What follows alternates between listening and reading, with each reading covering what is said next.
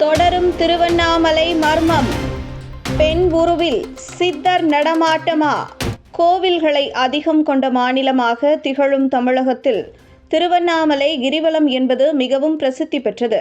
இந்த கிரிவலத்தை மேற்கொள்ள பல பகுதிகளில் இருந்தும் பல மாநிலங்களில் இருந்தும் சிவபக்தர்கள் திருவண்ணாமலைக்கு வந்து கிரிவலத்தை மேற்கொள்வார்கள். ஏனென்றால் இந்த கிரிவலத்தை மேற்கொள்ளும் பொழுது அவர்களுக்கு ஞானமும் முக்தியும் கிடைப்பதாகவும் தீராத நோய்கள் வியாதிகள் கூட தீரும் என்றும் கூறப்படுகிறது. அப்படிப்பட்ட இந்த கிரிவலம் அண்ணாமலையாரின் திருவிளையாடல் இத்தகைய சிறப்பை அடைந்ததாக வரலாறு கூறுகிறது. அதாவது கைலாயத்தில் ஒருமுறை சிவபெருமானின் இரு கண்களையும் பார்வதி தேவி மூடிக்கொண்டதால் உலகம் இருண்டது. இதனால் பார்வதி தேவிக்கு தோஷம் ஏற்பட்டது. அந்த தோஷத்திலிருந்து விடுபடுவதற்கு பரிகாரம் தேடி பார்வதி தேவி திருவண்ணாமலைக்கு வந்து தவம் செய்தார். அப்பொழுது சிவபெருமான் பார்வதி தேவிக்கு காட்சி கொடுத்து வரம் என்ன வேண்டும் என்று சிவபெருமான் கேட்கும் பொழுது, உங்களை பிரியாத வர வேண்டும் என்று பார்வதி தேவி கேட்க, அதற்கு நீ என்னை சுற்றி வர வேண்டும் என்று கூறினார்.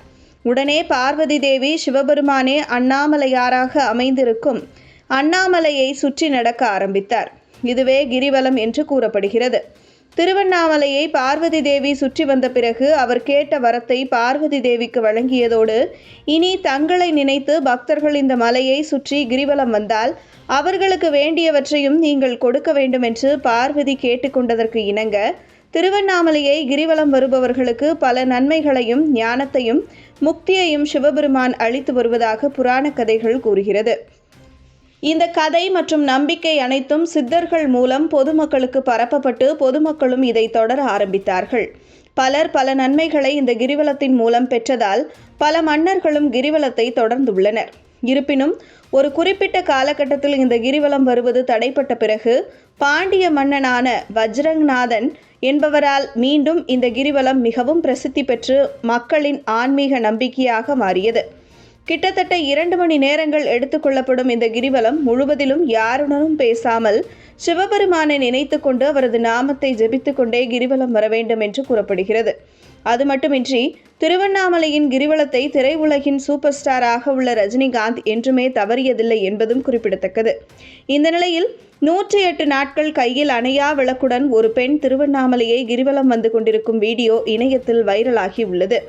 அதாவது அந்த பெண்மணியின் கனவில் சிவபெருமான் 108 நாட்கள் அணையாத விளக்குடன் திருவண்ணாமலையை கிரிவலம் வர வேண்டும் என்றும் கிரிவலம் முடியும் வரை அந்த விளக்கு அணையக்கூடாது என்றும் கூறியுள்ளதால் அந்த பெண் தற்போது திருவண்ணாமலை கிரிவலம் வந்து கொண்டிருக்கிறார். மேலும் கிரிவலத்தை மேற்கொள்ளும் பொழுது மௌன விரதம் மேற்கொண்டு விரதமிருந்து சிவபெருமானை நினைத்து கொண்டே காலை மாலை என தனது கிரிவலத்தை தொடங்கி பெண்மணி நடந்து வரும் வீடியோ தற்போது இணையத்தில் வைரலாக உலா வருகிறது. இவர் சித்தரா எனவும் வேறு விமர்சனங்களை எழுப்பி வருகின்றனர் இணையவாசிகள்.